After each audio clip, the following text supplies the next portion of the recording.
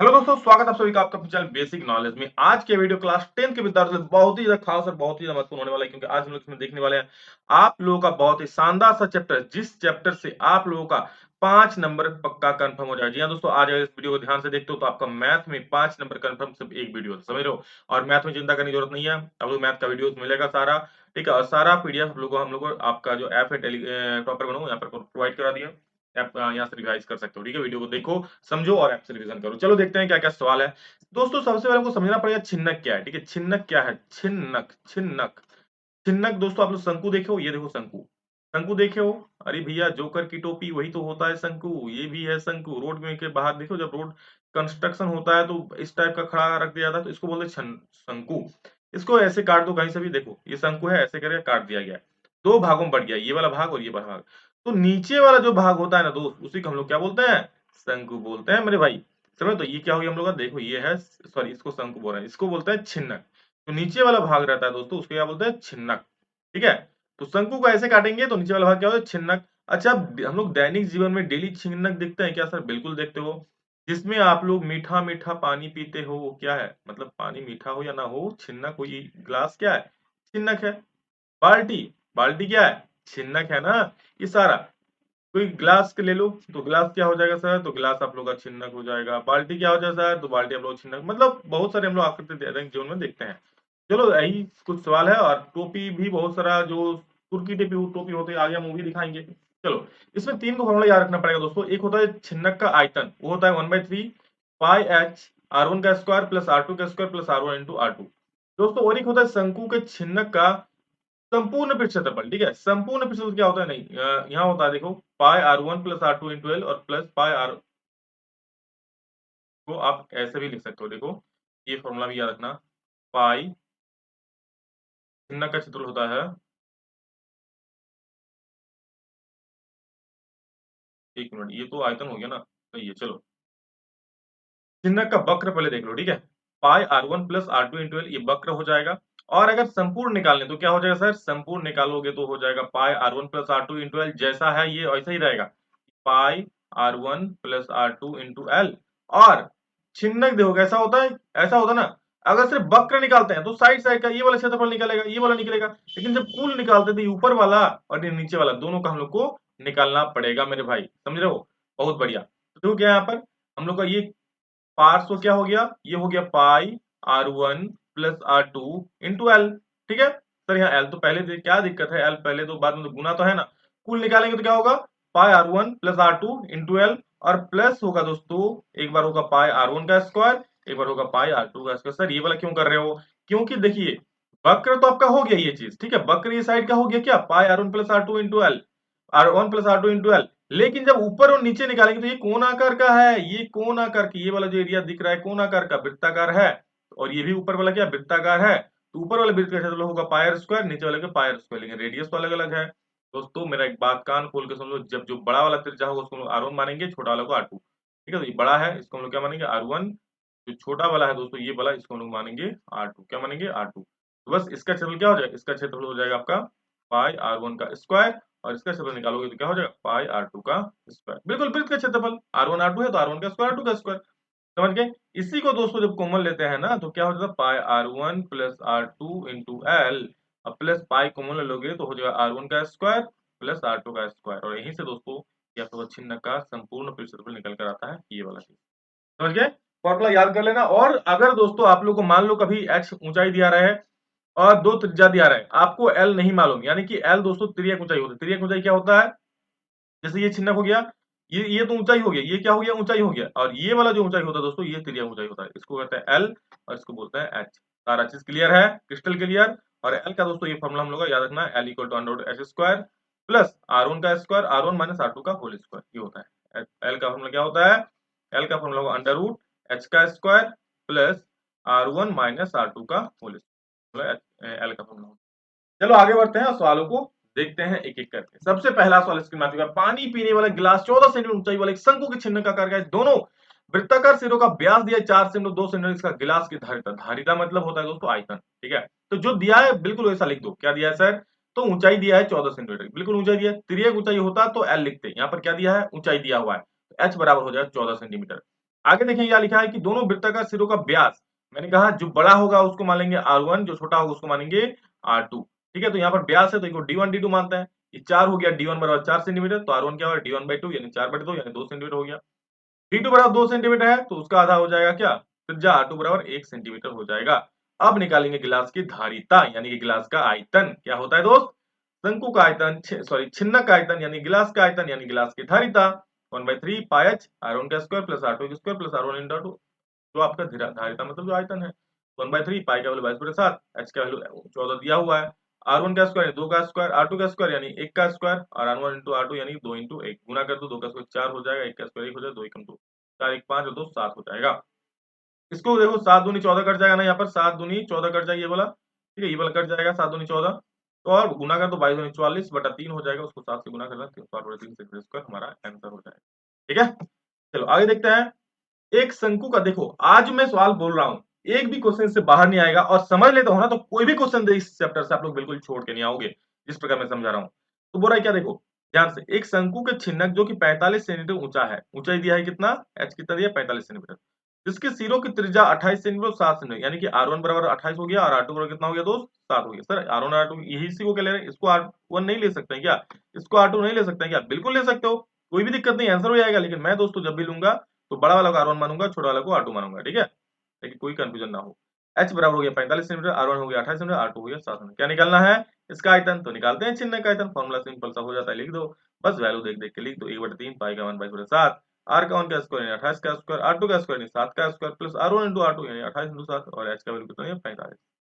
28 का स्क्वायर 784 हो जाएगा, 7 का स्क्वायर 49 और 28 गुना 7, 28 गुना 7 हो जाएगा 196। तो इधर जैसा है वैसा लिख दिया हम। सबको जोड़ोगे दोस्तों तो आ जाएगा 1029, तो 1/3 गुना 22/7 गुना 1029 और गुना 45, तो काट देना 147 और 7 एकम 7 कटेगा ना, ये कटेगा देखो, 7 एकम 7 और 7 4 28, कितना बचा, 28 बचा, 4 बचा ना, 7 से 49 हो जाएगा, तो इस तरह से कट जाएगा, काट दिया हम 147 से। अब फिर से इसको काट दो हम, फिर से हम इसको कैसे काट सकते हैं, 3 से काट सकते हैं, 3 4 12 और 2 बचा, 3 9 27, तो बस 22 दूनी 49 गुना 45 कर दो, 48,510 सेंटीमीटर क्यूब आप लोग का आयतन निकल कर आ जाएगा। अगला सवाल आ चुका है तुर्की टोपी का, चलो भाई तुर्की टोपी पहनते हैं। देखो क्या है, एक तुर्की टोपी शंकु के छिन्नक आकार की है, यदि इसके खुले सिरों की त्रिज्या 10 सेंटीमीटर और ऊपरी सिरे की त्रिज्या 4 सेंटीमीटर है, तो टोपी की तिर्यक ऊंचाई, हाँ, और टोपी की तिर्यक ऊंचाई, यहाँ देखो ध्यान से, तिर्यक ऊंचाई बोला है ना, यानी कि ये वैल्यू किसका है, एल का है मेरे भाई, समझ गए। चलो, तो इसे बनाने में प्रयुक्त पदार्थ का क्षेत्रफल ज्ञात कीजिए। कैसे निकालना है देख लो, खुले सिरे की त्रिज्या दिया है कितना, 10, तो मैं बोला जो बड़ा होगा उसे हम लोग R1 मानेंगे। देखो ये है तुर्की टोपी, नीचे जो है ना, इधर से तो पहनोगे, इधर तो बंद नहीं रहेगा ना, फिर पहन कैसे पाओगे, ऊपर से बंद रहेगा क्योंकि टोपी है, ये पूरा बंद है, ठीक है, ये पूरा बंद है, नीचे से पूरा खुला है, ठीक है, टोपी तो सर में घुसाना है ना। तो खुले सिरे की त्रिज्या हो गया 10 सेंटीमीटर, R1 10 हो गया, R2 4 हो गया। और जब भी दोस्तों क्वेश्चन बनाओ तो आप लोग ये शब्द लिख देना कि खुले सिरे की त्रिज्या, ऊपरी सिरे की त्रिज्या, तिर्यक ऊंचाई, ये लिख देना, तो एग्जामिनर के मन में एक अच्छा, मतलब आप लोग के प्रति इमेज बनेगा। डायरेक्ट में ऐसे मत लिखना चलो R1 बराबर 10 हो गया, मैं यहाँ कर दे रहा हूँ क्योंकि शॉर्ट में हो रहा है, ठीक है, लेकिन आप लोग वहाँ जितना लैंग्वेज देखोगे उतना अच्छा होगा। तो प्रयुक्त पदार्थ का चलो क्या हो जाएगा, देखो एक तो टोपी का क्या वक्र पिछले निकालेंगे, साइड साइड में जो एरिया है ये वाला, ये जितना एरिया है वो निकालेंगे, तो क्या हो जाएगा, ये वक्र हो जाएगा। तो वक्र क्या होता है, पाई R1 plus R2 into L, और प्लस नीचे तो खुला हुआ है, इसका कोई क्षेत्रफल नहीं होगा क्योंकि खुला हुआ है, कोई पदार्थ ही नहीं है, लेकिन ऊपर तो ढकना जैसा बंद है ना, टोपी ऊपर से तो बंद होगा ना, तो ये कोणाकार का होगा, कि हाँ ये कोणाकार का हो, ये वृत्ताकार होगा, तो वृत्त का क्षेत्रफल क्या होता है, पाई R का स्क्वायर, लेकिन ऊपर वाला क्या R2 है, तो पाई R2 का स्क्वायर हो जाएगा, बस जोड़ दिए। अब वैल्यू बैठाओ और आंसर ले आओ, कोई दिक्कत नहीं है अब, ठीक है, अब कोई दिक्कत वाली बात ही नहीं। 22/7 गुना R1 प्लस R2 हो जाएगा, R1 कितना है 10 और प्लस 4 और गुना L का वैल्यू हो गया 15 प्लस पाई R2 का स्क्वायर 22/7, R2 कितना 4 का स्क्वायर हो जाएगा, 10 और 4 14 हो जाएगा, तो 7 दूनी 14, 2 से यहाँ पर कट जाएगा, 22 दूनी 2 44, 44 को 15 से गुना करना 660 आ जाएगा, और 22 को 16 से गुना करोगे तो आ जाएगा 352/7। समझ गए। अब हम लोग क्या करेंगे आगे, अब करेंगे दोस्तों एलसीएम, एलसीएम ले लिए तो 4620 हो गया प्लस 352 हो गया, और ये हो जाएगा एलसीएम कैसे, यहाँ कुछ नहीं तो एक एक हो जाएगा ना, 7 तो इसको 7 से गुना कर देना, समझ गए। बस दोनों को जोड़ देना, 7 इसको भाग देगा तो पूर्णांक में 710 पूर्णांक 2/7, बस सिंपल सा आंसर। पूर्णांक निकालने सबको आता ही होगा, कुछ भी आसान नहीं है, ऐसे काट देना, भाग देना, ऐसे 7 7 49 कटेगा, 7 10 से 70 कटेगा, 2 बचेगा, और नीचे में कितना है 7, ठीक है। चलो आगे बढ़ते हैं, सेंटीमीटर स्क्वायर में होगा, ठीक है, याद है आंसर जो होगा आपका 710 पूर्णांक 2/3 सेंटीमीटर होगा। ओके, तो याद रखो।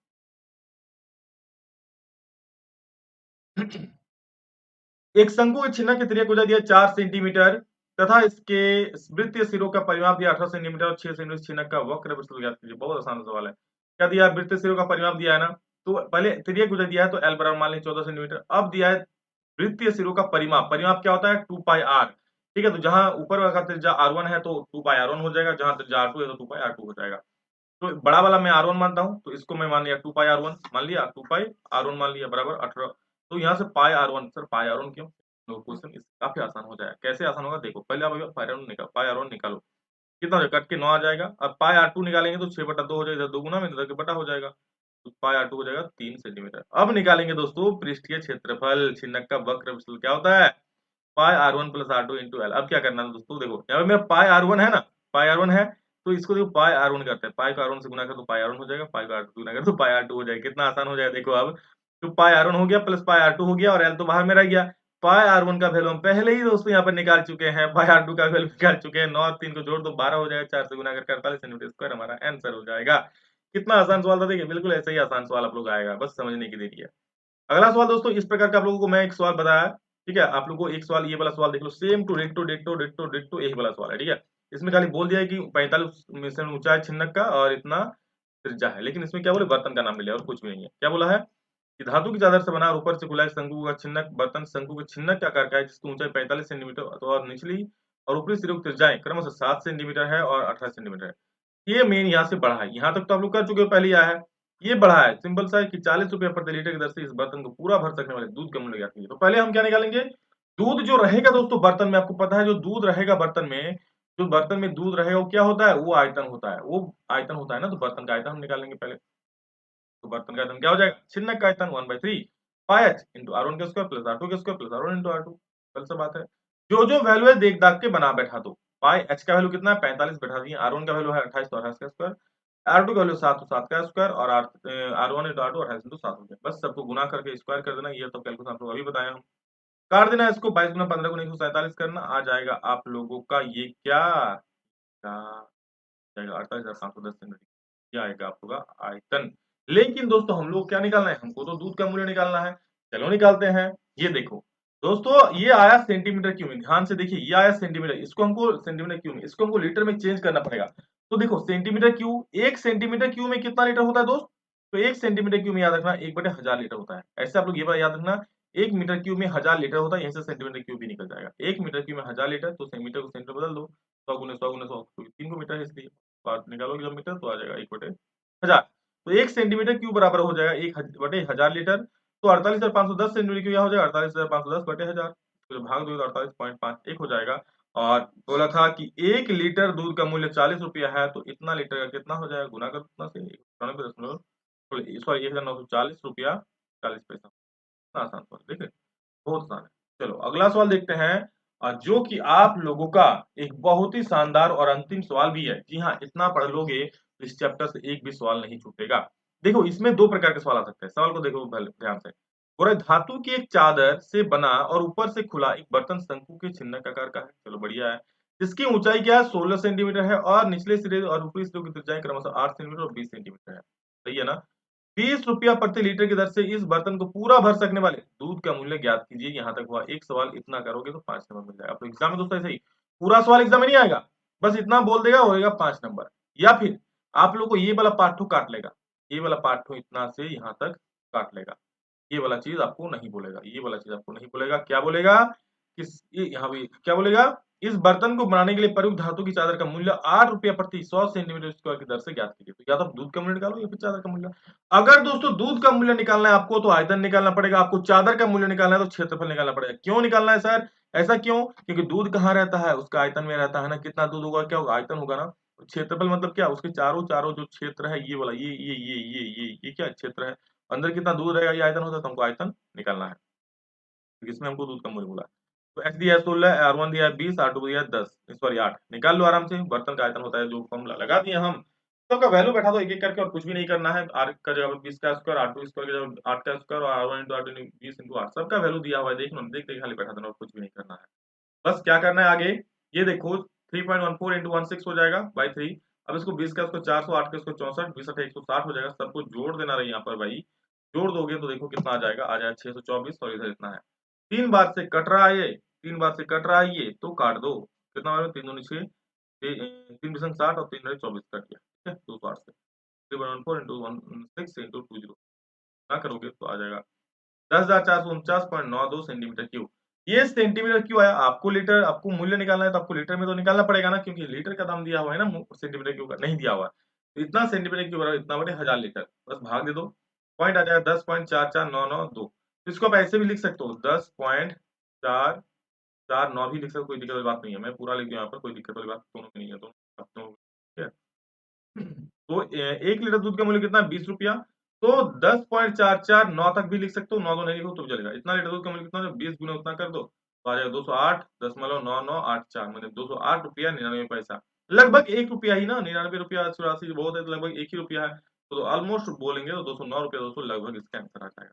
और ये सवाल जो है काफी महत्वपूर्ण है, आप मैंने एग्जाम जब दिया था 10th का तब भी ये सवाल पूछा था, और बहुत बार पूछता है, तो इस सवाल को अच्छे से कर लीजिएगा दोस्तों।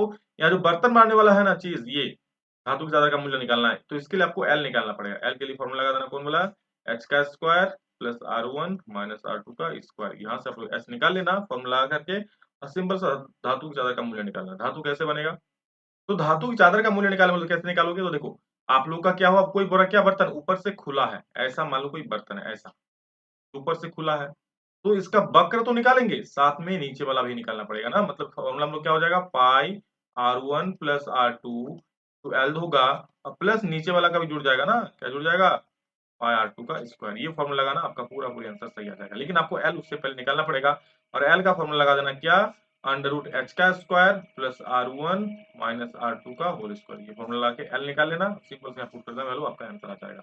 और 8 रुपये प्रति 100 स्क्वायर की दर से आपका मान लो कुछ भी आया आंसर, मान लो 1 सेंटीमीटर क्यूब स्क्वायर आ गया, ये आपका मान लो क्षेत्रफल आ गया।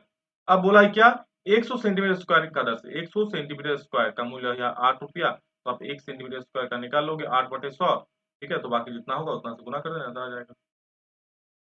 बहुत बढ़िया। तो ये था दोस्तों आप लोगों का अंकों का छिन्नक, यहीं पर समाप्त होता है, और इतना कर लोगे मैं गारंटी देता हूँ 5 नंबर अब कहीं नहीं जाने वाला है, 5 नंबर, जी हाँ। तो इतना सा वीडियो देख लो, 5 नंबर पक्का है। सभी को शेयर कर दो, जिसको भी शेयर नहीं किया फटाफट से शेयर कर दो। चलिए, love you all, thank you, love you, इतना ही, फिर मिलेंगे नेक्स्ट वीडियो जल्दी, तब तक जय हिंद, वंदे मातरम।